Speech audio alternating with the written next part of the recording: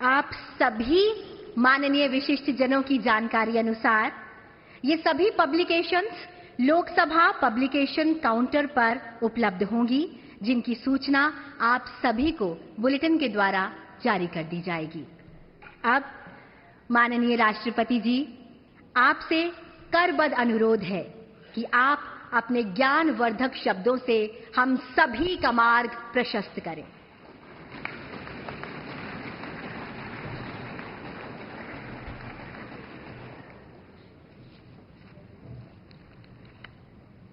भारत के माननीय उपराष्ट्रपति श्री जगदीप धनखड़ जी, प्रधानमंत्री श्री नरेंद्र मोदी जी, लोकसभा अध्यक्ष श्री ओम बिरला जी, राज्यसभा के उपसभापति श्री हरिवंश जी, राज्यसभा में सदन के नेता श्री जगत प्रसाद नाडा जी, राज्यसभा में विपक्ष नेता श्री मल्लिकार्जुन खड़गे जी, संसदीय कार्य मंत्री श्री किरेन रिजिजू जी, लोकसभा में विपक्ष नेता श्री राहुल गांधी जी, माननीय सांसदगण और प्यारे देशवासी, संविधान दिवस के पावन अवसर पर आप सभी के बीच आकर मुझे हार्दिक प्रसन्नता हो रही।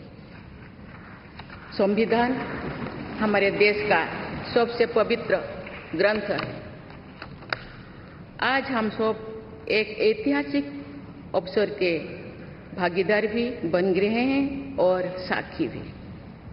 75 वर्ष पहले संविधान सदन के इसी केंद्रीय कक्ष में आज ही के दिन संविधान सभा ने नवस्वाधीन देश के लिए संविधान निर्माण का बहुत बड़ा कार्य संपन्न किया था।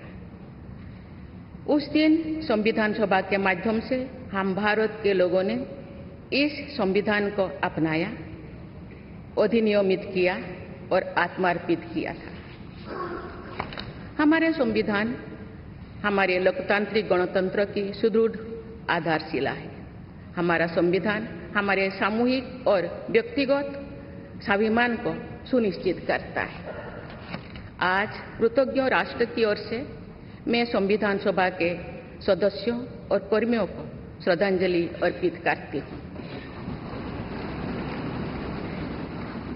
ये देश का सौभाग्य है कि संविधान सभा के अध्यक्ष डॉक्टर राजेंद्र प्रसाद ने तथा प्रारूप समिति के अध्यक्ष डॉक्टर बाबा साहेब आम्बेडकर ने संविधान निर्माण की यात्रा का मार्गदर्शन किया। बाबा साहेब आम्बेडकर ने प्रगतिशील और समावेशी सोच की छाप हमारे संविधान पर अंकित किया है। संविधान सभा में बाबा साहेब के ऐतिहासिक संबंधों से ये तथ्य स्पष्ट होता है कि भारत लोकतंत्र की जननी है। अपने लोकतंत्र पर गौरव की इसी भावना के साथ आज हम सब इस विशेष अवसर पर एकत्र हुए। ये अवसर संविधान सभा की 15 महिला सदस्यों के योगदान को स्मरण करने का भी है।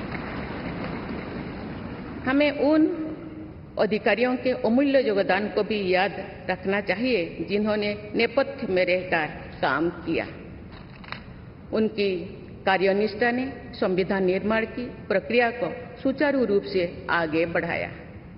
उनमें प्रमुख भूमिका श्री BN राव की थी, जो संविधान सभा के संवैधानिक सलाहकार थे। मैं संविधान सभा के सचिव श्री HBR अंगगर, संयुक्त सचिव श्री SN मुखर्जी और उप सचिव श्री जुगल किशोर खन्ना को भी उल्लेख करना चाहूंगी।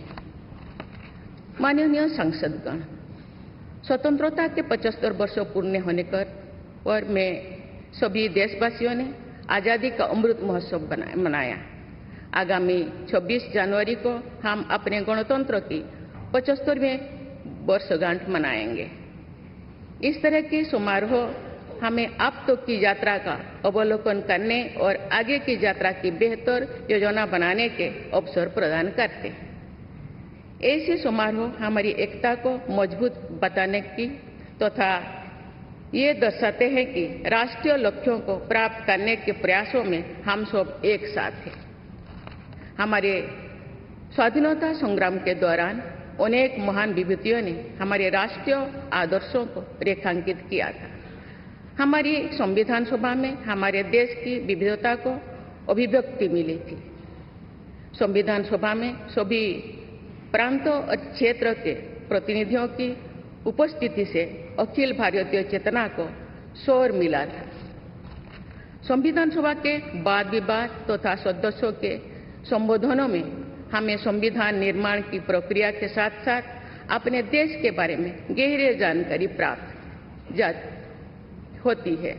आज जिन पुस्तकों का विमोचन किया गया तथा जो शॉर्ट फिल्म्स दिखाई गई, उनमें लोगों को हमारे संविधान निर्माण के गौरवशाली इतिहास का परिचय प्राप्त होगा। एक अर्थ में भारत का संविधान कुछ महानतम मेधावी लोगों द्वारा लगभग 3 वर्षों के विचार विमर्श का परिणाम था, लेकिन सही अर्थ में ये हमारे लंबे स्वाधीनता संग्राम का परिणाम था। उस अतुलनीय राष्ट्रीय आंदोलन के आदर्शों को संविधान में अत्यंत महत्वपूर्ण स्थान दिया गया। उन आदर्शों को सुस्पष्ट और संक्षिप्त रूप से संविधान की प्रस्तावना में व्यक्त किया गया है। ये आदर्श है न्याय, स्वतंत्रता, समता और बंधुता। ये आदर्श सदियों से भारत को परिभाषित करते रहे हैं। संविधान की प्रस्तावना में उल्लिखित आदर्श एक दूसरे के पूरक है।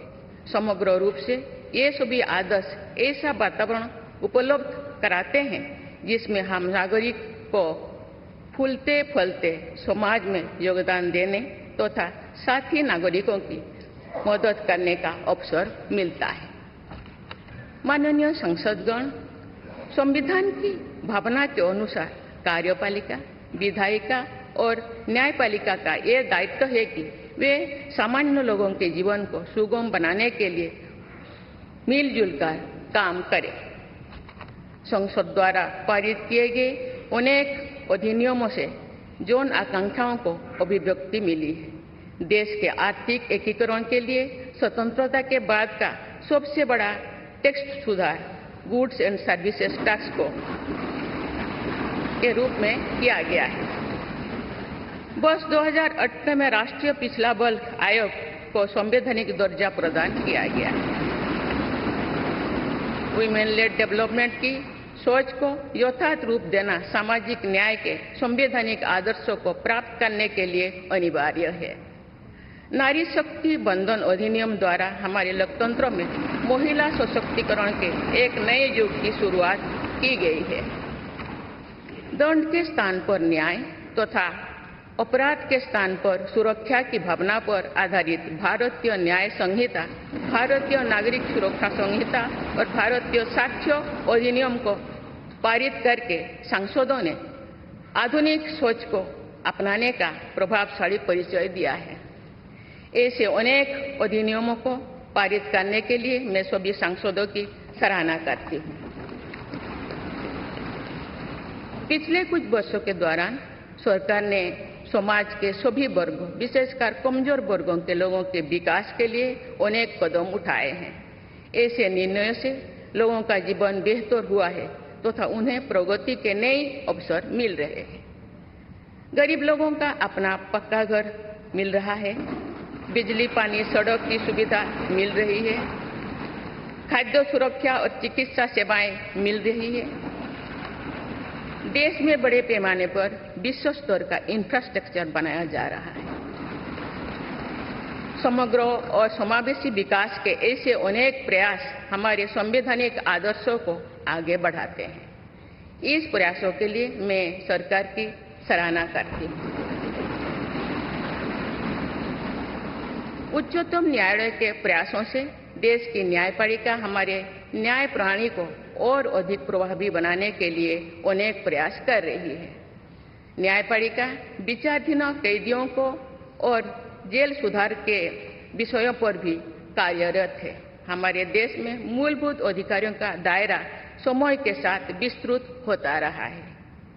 अपेक्षाकृत कम साधन संपन्न लोगों को कानूनी सहायता प्रदान करने के संवैधानिक निर्देश प्रति जागरूकता और सक्रियता बढ़ रही है। माननीय सांसदगण, कार्यपालिका, विधायिका और न्यायपालिका के साथ साथ सभी देशवासियों की सक्रिय भागीदारी से हमारे संवैधानिक आदर्शों को शक्ति मिलती है। हमारे संविधान में प्रत्येक नागरिक के मूल कर्तव्यों का स्पष्ट उल्लेख किया गया है। भारत की एकता और अखंडता की रक्षा करना, समाज में समरसता की भावना का निर्माण करना, महिलाओं के सम्मान को सुनिश्चित करना, पर्यावरण की रक्षा करना, वैज्ञानिक दृष्टिकोण को अपनाना, सार्वजनिक संपत्ति की सुरक्षा करना तथा राष्ट्र को उपलब्धियों की नई ऊंचाई तक ले जाना नागरिकों के मूल कर्तव्यों में शामिल है। हमारा संविधान एक जीवंत और प्रगतिशील दस्तावेज है। बदलते समय की मांग के अनुसार नए विचारों को अपनाने की व्यवस्था हमारे दूरदर्शी संविधान निर्माताओं ने बनाए थे। हमने संविधान के माध्यम से सामाजिक न्याय और समावेशी विकास के अनेक बड़े लक्ष्यों को प्राप्त किया है। नई सोच के साथ हम भारत को विश्व समुदाय में नई पहचान दिला रहे हैं। हमारे संविधान निर्माताओं ने भारत को अंतर्राष्ट्रीय शांति और सुरक्षा को मजबूत बनाने में महत्वपूर्ण भूमिका निभाने का निर्देश दिया है। आज एक अग्रणी अर्थव्यवस्था होने के साथ साथ हमारा देश विश्व बंधु के रूप में ये भूमिका बेखूबी निभा रहे हैं। समुदाय में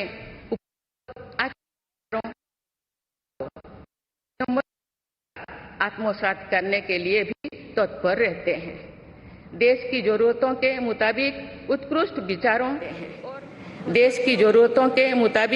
उत्कृष्ट विचारों और पद्धतियों को अपनाने की इसी भावना का उदाहरण हमारे संविधान निर्माता दूरदर्शी सदस्यों ने हमें एक प्रेरणादायक संविधान दिया जो अन्य देशों के लिए भी एक आदर्श साबित हुआ है। संविधान सभा के अध्यक्ष और मेरे प्रतिष्ठित पूर्ववर्तियों में सर्वप्रथम डॉक्टर राजेंद्र प्रसाद ने वर्ष 1949 में आज ही के दिन अपने भाषण में एक विचार व्यक्त किया था कि संविधान को जीवंत बनाए रखना उन लोगों पर निर्भर करता है जो उसका संचालन करते हैं। उन्होंने ये भी कहा था कि कई चीजें जो संविधान में नहीं लिखी जा सकती, उनका संचालन परंपराओं के आधार पर किया जाता है। उन्होंने ये अपेक्षा व्यक्त की थी कि हमारा देश आवश्यक सामर्थ्य अर्जित करेगा और समुचित परंपराएं विकसित की जाएगी। मैं पूरी विश्वास के साथ कह सकती हूँ कि लगभग 3/4 सदी के संवैधानिक यात्रा के दौरान हमारे देश ने उन क्षमताओं को अर्जित करने और आर्थिक परंपराओं को विकसित करने में उल्लेखनीय सफलता प्राप्त की है। हमने जो अनुभव प्राप्त किए हैं, आने वाली पीढ़ियों को उनसे अवगत कराया चाहिए। वर्ष 2015 में सरकार द्वारा 26 नवंबर को संविधान दिवस के रूप में मनाने का निर्णय लिया गया। तब से प्रत्येक वर्ष मनाए जा रहे संविधान दिवस के समारोह से हमारे युवाओं में देश के बुनियादी दस्तावेज यानी संविधान के विषय में जागरूकता बढ़ाने में मदद मिली है। संविधान के प्रति युवाओं में उत्साह को देखकर हम सब देश के भविष्य के प्रति आश्वस्त हो सकते हैं। मैं सभी देशवासियों से अनुरोध करती हूँ कि वे हमारे संवैधानिक आदर्शों को अपने आचरण में डालें, मूल कर्तव्यों का पालन करें तथा वर्ष 2047 तक विकसित भारत के निर्माण के राष्ट्रीय लक्ष्य के प्रति समर्पण के साथ आगे बढ़े। मैं संविधान दिवस के अवसर पर सभी देशवासियों को बधाई देती हूँ। आप सभी को मेरा शुभकामनाएं। धन्यवाद। जय हिंद, जय भारत।